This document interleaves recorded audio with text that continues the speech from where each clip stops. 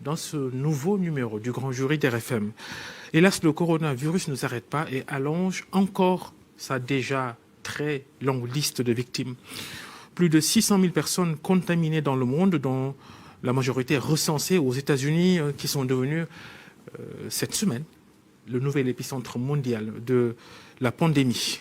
Le Sénégal a enregistré plus de 130 cas. Le gouvernement a décrété l'état d'urgence, assorti d'un couvre-feu entre 20h et 6h du matin pour atténuer la chaîne de contamination. Tout le monde se met au combat contre le Covid-19. Même les collectifs Frappe France Dégage, entre autres, Frappe France Dégage, qui n'est pas en reste avec son nouveau slogan « Corona Dégage ». Bonjour Guy-Marie Sagna. Bonjour Babacar. Vous voulez qu'il supprime le Conseil économique social, le Haut Conseil des collectivités territoriales, par exemple? Face en fait à nos soldats de la santé qui travaillent les mains nues, face à nos soldats, les forces de défense et de sécurité qui travaillent à main nue, face à l'inquiétude, d'accord, que nous éprouvons tous, parce que nous savons que nous n'avons pas un système de santé au point, est-ce qu'il ne faudrait pas supprimer certaines institutions, dont le HCCT, dont le Conseil économique, social et environnemental, etc. Mais c'est pour dire qu'aujourd'hui, si réellement c'est le peuple sénégalais qui compte, il faudrait poser des actes forts. Et des actes forts, il faut aller chercher l'argent où ça se trouve. Et effectivement, les Sénégalais qui disaient qu'il y avait des institutions inutiles et budgétivores ont raison. Et c'est l'occasion aujourd'hui de réconcilier les Sénégalais avec eux-mêmes en prenant des mesures pour leur dire c'est vos vies qui sont plus importantes qu'une clientèle politique, pour ne pas dire politicienne. On va revenir sur ces mesures de restriction des libertés, le couvre-feu. On avait enchaîné un peu sur d'autres questions, mais on va s'arrêter un peu sur ça. Votre commentaire sur ces citoyens, surtout des jeunes qui ont défié, qui ont bravé ce couvre-feu-là en restant dans les rues aux heures indiquées qu'il ne faut pas être dehors, 20h, 6h du matin. Aujourd'hui, partout, sur les réseaux sociaux, dans la rue, dans les médias, tous les citoyens sénégalais soutiennent leur équipe nationale sanitaire. Tout le monde. De la même manière, nous invitons tous les citoyens sénégalais à soutenir notre équipe nationale des forces de défense et de sécurité. Parce que de la même manière que nos médecins, nos infirmiers travaillent pour nous à nous sauver la vie, de la même manière, nous devons comprendre que les policiers, les gendarmes et les militaires qui sortent à partir de 20h pour exécuter en fait ce couvre-feu-là, en réalité, ils travaillent pour nous. Ça, c'est le premier point. Et donc, nous invitons encore une fois tous les citoyens sénégalais, qu'ils soient de Ranérou, de Goudiri, de Médina, de Oussouye ou de Saint-Louis, à respecter, où qu'ils soient, scrupuleusement ce couvre-feu-là. Maintenant, c'est le revers de la médaille. Vous savez, mon point de vue est que quand pendant 60 ans, vous n'avez pas réussi à enrayer le taux d'analphabétisme, vous avez une population à 54% analphabète. Quand pendant 60 ans, vous avez infantilisé votre peuple. Quand pendant 40 ans, vous avez acheté les consciences, pendant 60 ans, vous avez acheté les consciences en fait, de ce peuple-là, vous en avez fait un gros enfant. Vous l'avez irresponsabilisé. Vous en avez fait un enfant. Et donc oui, aujourd'hui, ce Sénégalais-là, c'est vrai, c'est un Sénégalais issu d'une famille. Mais c'est un Sénégalais aussi, en fait, issu d'un système. C'est pourquoi ce coronavirus-là aussi nous interpelle.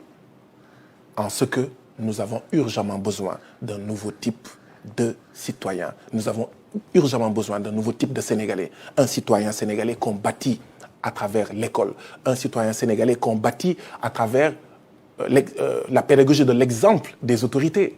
La pédagogie de l'exemple, d'accord, de ceux, etc. La violence policière à Dakar, la première nuit de couvre-feu. Le dernier point, justement, c'est de dénoncer de la manière la plus claire qui soit cette violence policière qui n'était pas justifiée. L'ennemi, ce n'est pas le citoyen sénégalais. L'ennemi, en fait, c'est le coronavirus. Et donc, il faut expliquer. Il faut beaucoup de pédagogie aujourd'hui pour convaincre les citoyens sénégalais. Il faut peut-être passer par toutes nos autorités coutumières, religieuses. Je crois que nous y parviendrons. Nous avons commencé à y parvenir. C'est pourquoi nous attirons l'attention de tout le monde pour que cet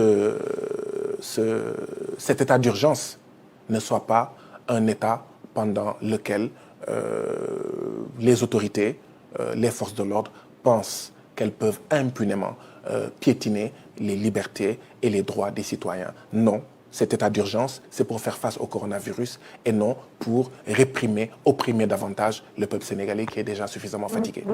Les mesures sociales et économiques, c'est aussi les personnels de santé. Ce sont aussi ces personnels de santé, on ne parle pas beaucoup d'eux. Rien n'est prévu pour le moment de façon claire pour eux, pour ces moments très difficiles qu'ils vivent. Vous faites partie, vous êtes un agent du ministère de la Santé. Déjà avant le corona, régulièrement, vous avez des agents qui n'ont pas suffisamment de gants, qui n'ont pas suffisamment de masques. En temps normal, je vous dis.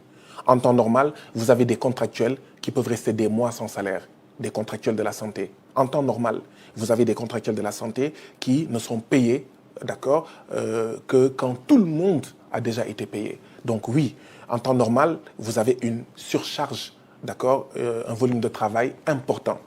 C'est normal. Quand vous avez, comme je le disais tout à l'heure, 1300 sages-femmes qui font le boulot de plus de 50 000 sages-femmes, c'est tout simplement démentiel, d'accord? Et donc, en temps normal, c'est ce qu'il y a.